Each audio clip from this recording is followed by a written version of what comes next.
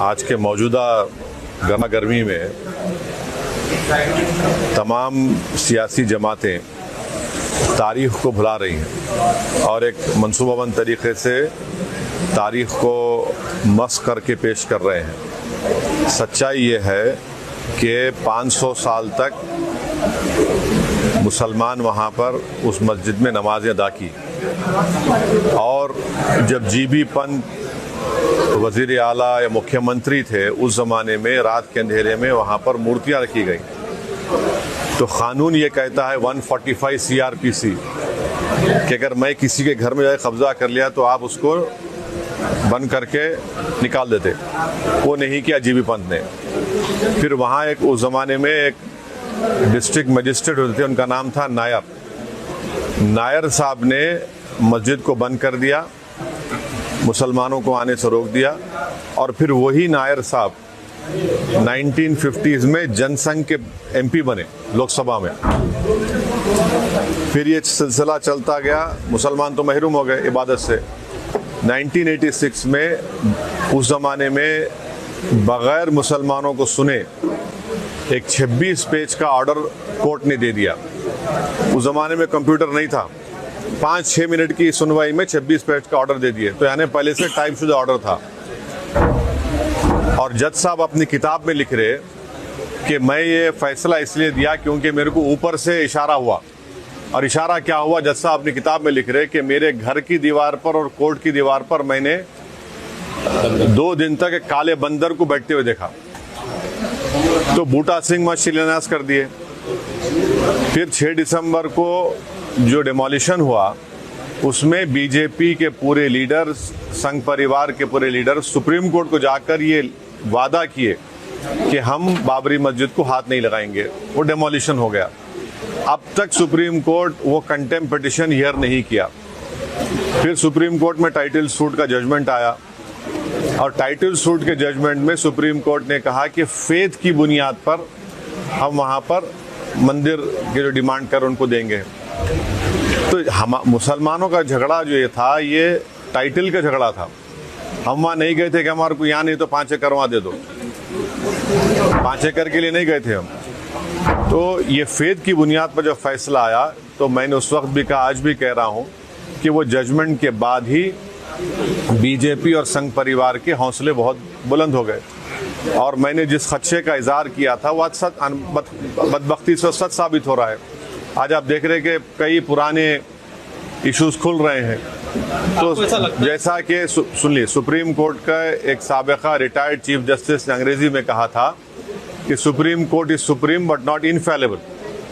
तो आज हम वही देख रहे हैं। और अफसोस ये है कि कोई 6 दिसंबर की बात नहीं करता, कोई जीबी पंत की बात नहीं करता, कोई डिसेस की बात नहीं करता।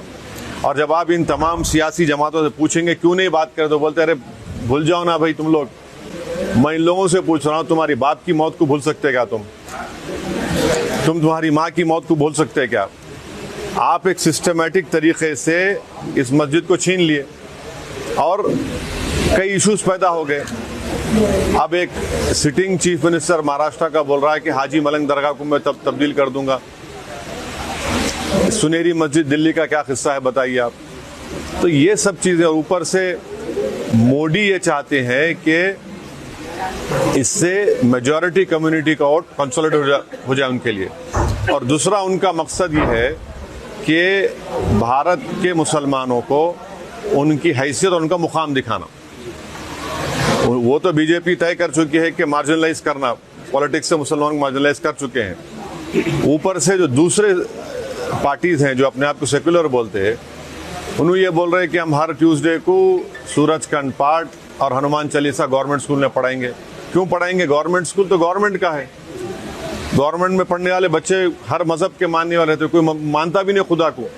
फिर ये सब जो चीज़ें हो रही है, ये क्या हो रहा है?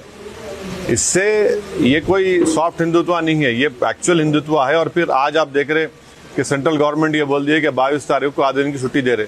फिर क्यों बीजेपी रूल स्टेट्स मिलादुन्नबी के छुट्टी ख़त्म किए?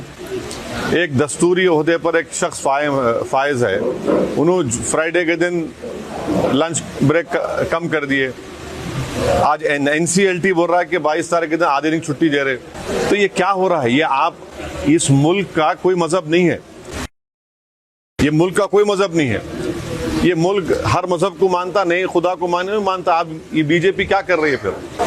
अच्छा साहब, कहीं ना कहीं ऐसा लगता है कि ये अपनी सरकार होते हुए ये मनमर्जी कर रहे हैं। एक कानून में ऐसा कोई इख्तियारात है कि कोई प्रधान मिनिस्टर इस तरह से अपनी मनमर्जी कर सकता है, कानून को तब्दील कर सकता है?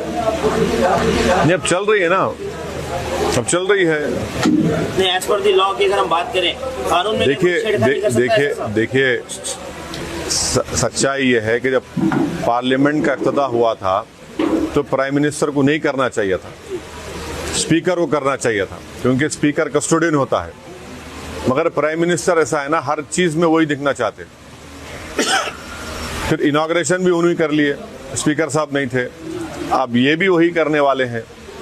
तो हर चीज ऐसा हो रहा है कि एक डोमिनेंट एग्जीक्यूटिव की वजह से हमारे आइन में जो theory of separation of powers है वो कमजोर पड़ रही है। एक ड्राइवर्स का लॉ रिसेंटली अमित शाह ने जिस तरह से लागू किया था, एक ड्राइवर ने आपसे गुफ्तगू भी की थी ऑन कॉल, तो आपने बताया था कि आपने आवाज़ उठाई। तो ये चीज़ें जब आवाज़ उठती हैं तो ये एक मिसाल तक क्यों नहीं पहुँचती है?